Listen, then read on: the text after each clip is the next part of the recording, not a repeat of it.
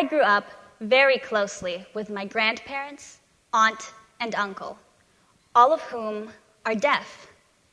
Though they saw me every week for the first 10 years of my life, they have never heard my voice. But they don't need to hear to be able to listen.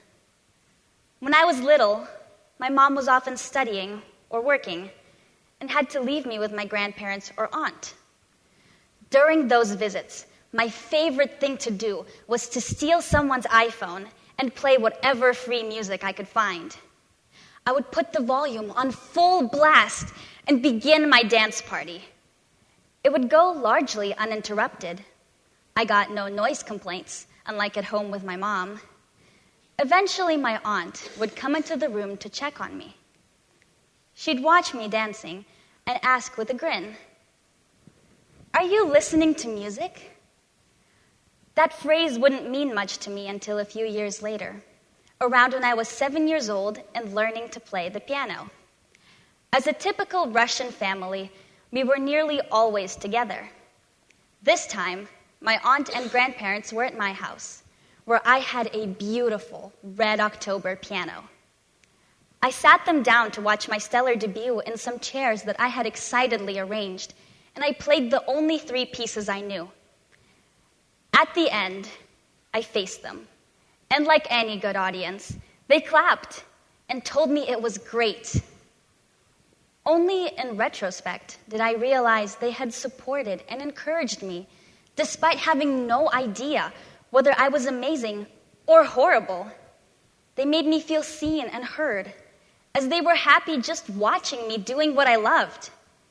Because of that, their applause meant more to me than the fully hearing audience I was met with at my recital at school. It was honest and heartfelt because it came from a place of authentic listening, of knowing what it meant to me. Whenever my mom would leave me with my family, she always told me, "Make sure to help them however you can, pay attention, and be patient." There were things I had to do that most kids never thought about. Being someone's ears when crossing the street, doing grocery shopping, or ordering at a restaurant. But really, all I was doing was making the world more accessible to them. As seen in my piano recital, they've always done a lot more taking care of me than the other way around. I may have heard for them, but they listened for me. For example, they're a lot more in tune with body language and facial expressions than many hearing people.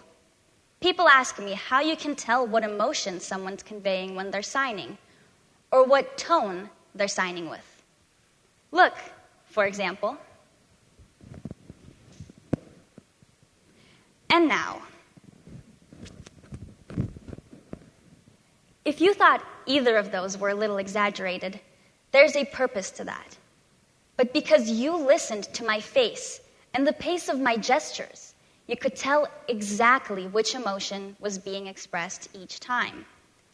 Part of communicating without hearing is giving other physical cues to convey your thoughts. A lot of us would probably say we're pretty good at reading body language, but when it's part of your primary communication, the way it is with signing, you become a lot more sensitive to it. In that way, my family has been there for me, even without me needing to say anything.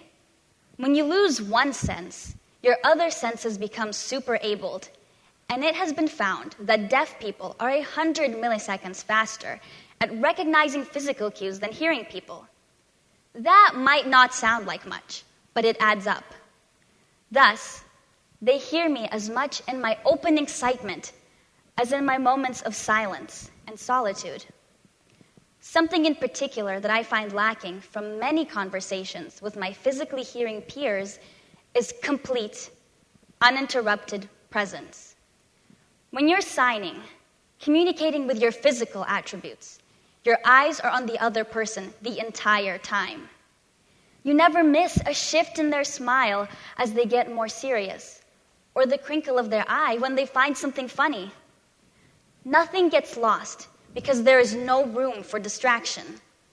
When I'm communicating with one of my deaf relatives, It's like we become temporarily isolated in space, dedicating our attention to one another, because it's simply not possible to have your eyes everywhere all at once. This creates more opportunities for meaningful conversations because you aren't worried about the outside world. If you want to understand the other person, you have to be present. By doing so, you unlock a whole new dimension of communication and exercise true care. Last year, I had the joy of introducing my boyfriend to my deaf family. At first, I was nervous about the dual language barrier they'd have to cross, as he doesn't speak Russian or know much sign language, but I quickly found that to be unnecessary. Every effort he made to spend time and connect with them without using language, helping my grandma get out of the ocean where the shore gets steeper, playing board games with all of us, showing cartoons to my cousin, watching a movie with the whole family that he couldn't understand and still enjoying it. The whole time, by listening, he was communicating care, and we all heard it loud and clear. While 1 in 33 people may not be able to hear, they are perhaps better listeners than most. Having a deaf family has taught me to live a more colorful life, to explore, to seek, and to be mindful. When you make an effort, no matter how small, it shows people that you know they matter, that you know they care. Every action you take daily speaks to the world around you far louder than your words, communicating your character and engagement with transparency. Listening goes beyond sound. It's about noticing the little things, being aware, and being present in every moment. That can look like helping your mom do the dishes when you notice a slouch in her shoulders, hanging back with someone when they seem to be walking a little more slowly than the rest, or smiling wider when your friend looks like they could use the extra encouragement. So when you go back out into the world, listen to what it is showing you. Thank you.